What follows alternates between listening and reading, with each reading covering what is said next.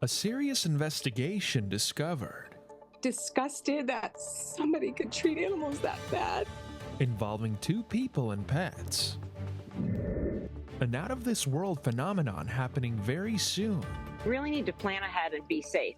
leading to possible traffic jams on air and land.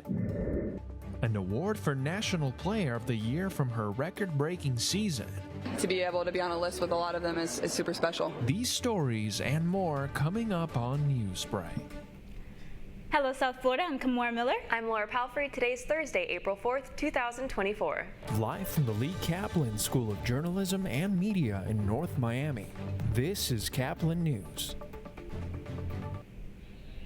A hot pursuit leads to an arrest in Central Florida. A kidnapped woman is finally set free and her captor is now facing serious charges. The Hillsborough County Sheriff's Office got a call on Monday from a woman who claimed she had managed to get away from the Walter Medina after being held against her will for over 2 months. Authorities secured a warrant for his arrest and spotted Medina in the Polk County on Tuesday before he suddenly took off. His actions can only be described as horrific, and what this woman endured can only be described as a nightmare. Medina led police on a multi-county chase before his vehicle crashed in a concrete median in Orlando. He was arrested at the scene and faces serious charges, including attempted second-degree murder, armed kidnapping, and armed false imprisonment.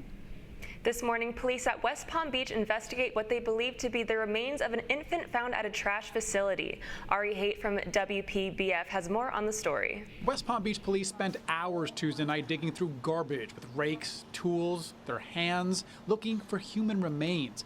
This is the Solid Waste Authority's renewable energy facility on Jog Road. It was here at around 5:30 p.m. A worker found what they believe to be the remains of an infant. That stunned worker alerted people at the facility. They called 911. We found possible human remains on our tipping floor. The tipping floor, that's where garbage trucks come and dump their load. Once the load was cleared away, the remains were found. Detectives believe that the remains that were recovered belonged to an infant. As far as exact age and type of body parts, they're not releasing that. Detectives now need to figure out who the infant is and how that infant wound up in the garbage. First step, review all the surveillance video from the facility. To track the movement of trucks coming in to see if they can identify what truck could have brought these remains in. And from there, the investigation will work backwards into what was that truck's route. And once they know where the truck came from, they hope that narrows down who's responsible for putting the child in the trash. Jackal says detectives will also use DNA and genealogy to try to identify the infant.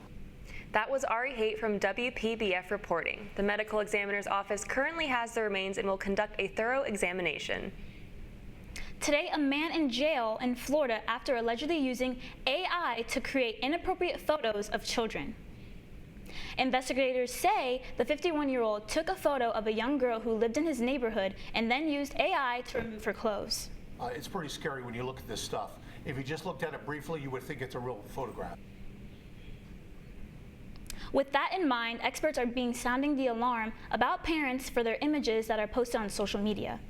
Prosecutors are charging Daniel Clark with Warren with 14 felony child pornography counts, and he will remain in jail with a $5.1 billion bond. Authorities in Nevada uncovered a tragic animal hoarding situation involving hundreds of dogs, rabbits, and guinea pigs.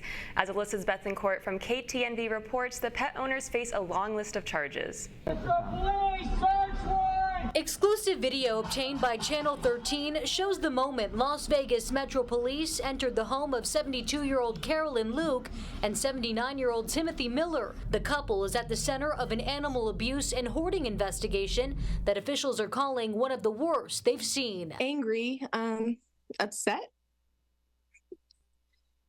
disgusted that somebody could treat animals that bad. Megan Callahan, who met Luke through an animal rescue group, worked with advocates to tip authorities off on Friday, March 29th. Hours later, Boulder City Police tracked the couple down, and it's when they rolled down their window that police could tell something was seriously wrong. Thank you, Boulder City, please. Officers said they could smell dead animals inside of the car. They found 51 guinea pigs, 11 of them dead, and several rabbits, all wrapped inside of plastic totes and luggage. Who carries 30 guinea pigs in their vehicle? Boulder City Police and Animal Control took the animals from the scene, and that's when Luke told police there were more animals stored away at her home and at a hotel in Summerlin. Metro Police got search warrants and found 30 dogs, 10 of them dead, inside a room at this hotel. Channel 13 was there as they worked to rescue the animals from that location. And the search warrant on their house in Spring Valley found 15 dogs and even more guinea pigs. She knew what she was doing. The different locations where she had everything were in, different jurisdictions. Because this case involves so many cities, several police departments and animal shelters are working together to make sure all the animals receive the care they need. She needs help. She has something wrong with her. And I just hope everybody can see who this person is and nobody ever sells her animals again. That was Alyssa Bethencourt from KTNV. The couple has been charged with 11 misdemeanors, each including torturing and starving animals. The investigation in Las Vegas could result in felony charges. This morning, a federal judge allows a group of Venezuelans who were transported from Texas to Martha's Vineyard in 2022 to sue the aviation company for lying to them about their destination. The ruling came down yesterday. 3 Venezuelans are suing Vertal System for landing them in Martha's Vineyard instead of the Promise, Massachusetts. The lawsuit previously included Governor Ron DeSantis and the officials who arranged the flights, but the claims against both were dismissed for jurisdictional reasons. Millions of Americans are ready to see the world turn dark for a couple of seconds and watch the April 8th solar eclipse. Cities and towns along the route of totality are expecting big crowds, and the extra people are expected to cause chaos on the roads and in the skies. CNN's Jen Sullivan has more on safety tips. It's a rare event, a total solar eclipse, and millions of Americans are expected to travel to see the awe-inspiring sight on April 8th. But that means more drivers on the roads and more passengers at airports. You really need to plan ahead and be safe. Communities from Mexico up to Canada are in the path of totality, meaning the moon will completely cover the sun, creating total darkness during daylight. Some areas like Western New York are expecting 1 million visitors. Elizabeth Carey with AAA has several tips for drivers, like navigating the old-fashioned way with a map, especially if you're traveling in less populated areas. In a very rural area, you're talking about wilderness with no cell service. AAA also recommends drivers don't try and watch the eclipse while driving. Have your headlights on. Don't wear your eclipse glasses while driving, and watch out for animals. It could trigger wildlife to be out and about. And if you're flying, the FAA is warning travelers to expect long lines and possible delays at airports. Monday's eclipse falls during the busy spring break travel season. The FAA says they're expecting more than 46,000 flights the day after the eclipse.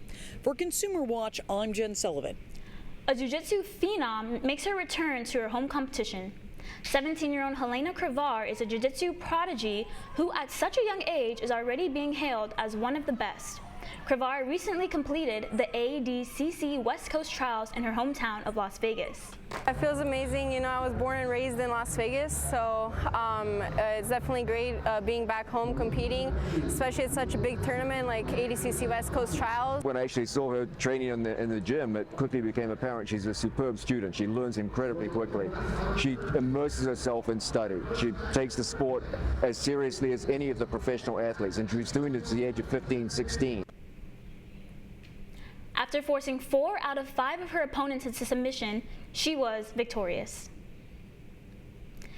Inter Miami heads onto the pitch of the Championship Cup tournament without Lionel Messi. That's still ahead, and so is this story. I think it's really special. I think it's something I probably won't really wrap my head around until my career is all done and I move on from the college game. A college basketball star is recognized on the eve of the Final Four. Newsbreak will be back in 2 minutes.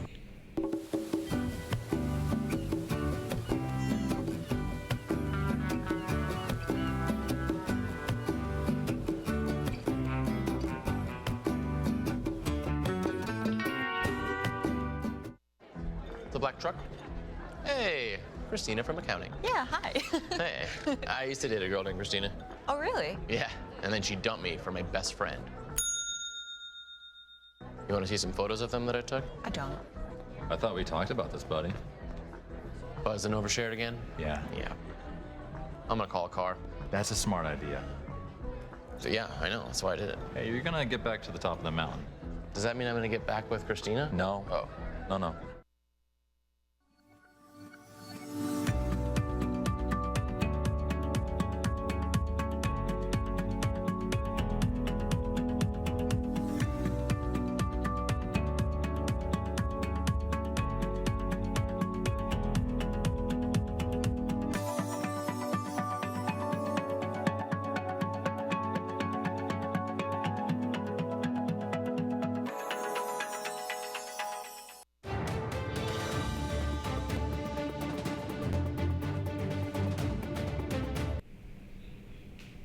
Some Hawkeye hardware for the biggest star player in college basketball. A huge congratulations to the University of Ohio basketball star Caitlin Clark for being named the 2024 Women's College Player of the Year. This was a well-deserved honor after her record-breaking season. This is her second year in a row getting the Jersey Mike's Naismith National Player of the Year. She states that she still can't believe this has happened for her. I think it's really special. I think it's something I probably won't really wrap my head around until my career is all done and I move on from the college game, but it's super special. Clark led the Hawkeyes to their second straight final in the women's NCAA tournament and will lead her team to face off against UConn this Friday night with a chance to advance to the championship. Clark is also the only player in both men's and women's college basketball to lead the conference in scoring and assists for 4 consecutive seasons. Soccer superstar Lionel Messi was sidelined after Inter Miami lost against Monterrey in the first leg of the CONCACAF Championships Cup quarterfinals. Things looked pretty good as they scored the only goal in the first half their defense. However, gave in after halftime, and Monterrey was able to take the lead with 1 minute left in the regular time. The final score was Inter Miami 1, Monterrey 2. The two teams will compete in the second leg of the quarterfinals in Mexico next Wednesday, April 10th at 10:30 p.m. The Miami Marlins get swept for their first 2 series of the season after losing to the Los Angeles Angels. The Fish, still depriving Miami of a win, were shut out by the Angels and now stand last in their division, being 0-7. The final score was Los Angeles 10, Marlins 2. The Marlins hit the road to play the St. Louis Cardinals today at 4:15 p.m. You're watching Newsbreak, and we're coming right back.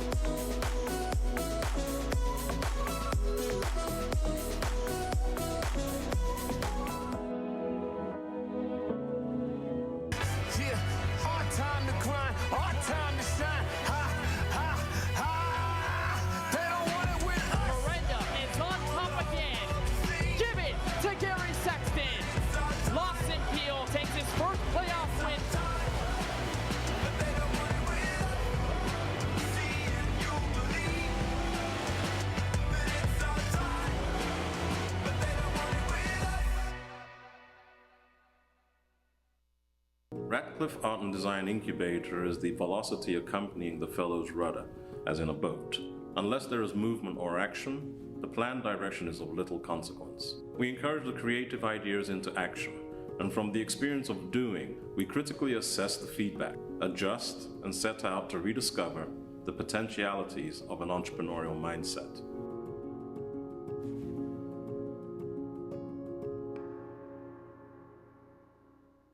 Stand is precise, no margin for error. Dare to forget that. Dare to have fun with it. Get weird with it. Dare to send those old STEM theories flying past the neighbor's house into outer space. Dare to program something internet-breaking, record-breaking. Dare to blow their minds. Dare to learn the difference between sedimentary and metamorphic rock. Go find those rocks. Dare to keep daring.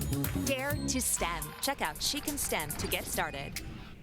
That's all the time we have for Newsbreak. I'm Laura Palfrey.